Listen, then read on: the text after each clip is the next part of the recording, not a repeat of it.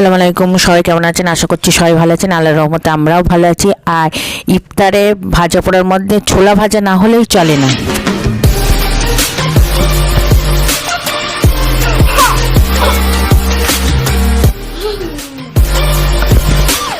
দেখেন ছোলাগুলো আমি 4 ঘন্টা ভিজিয়ে রেখেছি, একদম ভাজতে যাবো। আর আলুগুলো কিউব করে ছোট ছোট করে ঘুগনির মতন করে যেমন আলু কাটে না, ওরম আলু কেটে নিয়েছি। এবার ছোলা আর আলু আমি সিদ্ধ বসিয়ে দেবো, একদম 80% সিদ্ধ হয়ে গেলে।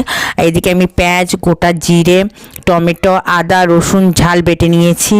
আর হলুদ, লবণ, তেল আর বাড়িতে বানানো গরম মশলার গুঁড়া, ডিম, এইদিকে আমার সিদ্ধ সব কিছু রেখে দিয়েছি। এদিকে কড়াই আমি তেল দিয়ে দিচ্ছি, সর্ষের তেল ভাজার জন্য। আর এর এই মানে ছোলা ভাজাটা একদম পুরো ইউনিক, কেউ কোনো দিন মানে এরভাবে ভাজিনি। আমি আমার চ্যানেলে আগেও আছে আর আমি আবারও দিচ্ছি, ইফতারের মানে বেস্ট পার্ট।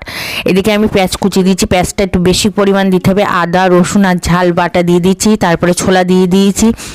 ছোলা তো আগের থেকেই সিদ্ধ করা আছে, তাড়াতাড়ি করে না দিলে না সব দেরি হয়ে যায়, এদিকে মশলা পুড়ে যাবে। তো টমেটো, হলুদ, লবণ দিয়ে ভালো করে আমি নাড়িয়ে ভাজা ভাজা করে নেবো। দেখতে পাবেন যখন এই দেখেন কত তেল ছাড়ছে, যত তেল ছাড়বে তত সুন্দর হবে। আর এটা খেতে, আর টমেটোর থেকে রস বেরোবে, এতেও যদি বাকি সিদ্ধটা ওটাই হয়ে যাবে। আর একটা ডিম, এবার আমি মাঝখানে একটু ফাঁকা করে একটা ডিম ভেঙে দিয়েছি। ডিমটা ভেঙে দিয়ে পুরো একদম ভালোভাবে নাড়তে থাকবে। আর মাশাআল্লাহ, আমার এই ছোলা ভাজাটা আমার হাজবেন্ডের খুব পছন্দ, তো ওকে মিস করছি খুবই।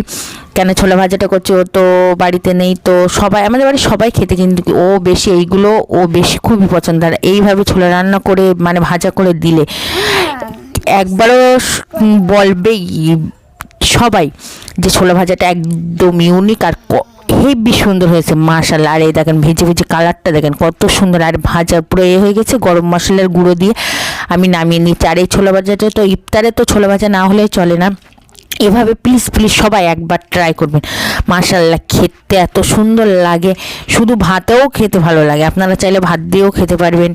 একদম মাশাআল্লাহ, দেখেন কত সুন্দর হয়েছে জোশ। আর কালারটা এত সুন্দর লাগছে, আমার মন জাহান প্রাণ শুকিয়ে গেছে। ইফতারে আমি বসে পড়লাম ছোলা মুড়ি নিয়ে, আর সিঙ্গাড়া, শসা, মাশাআল্লাহ আর কিচ্ছুই লাগে না এইগুলো হলে।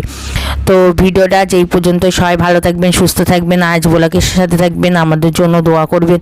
খোদা হাফেজ, বাই বাই, টাটা। আর আমার চ্যানেলটা সবাই সাবস্ক্রাইব করবেন, পাশে থাকবেন, বিভিন্ন আইকনটি বাজিয়ে দেবেন। সাবস্ক্রাইব করো, দাদা সাবস্ক্রাইব করো, বাই বাই, সাবস্ক্রাইব করো। محمد نبينا بنور هدي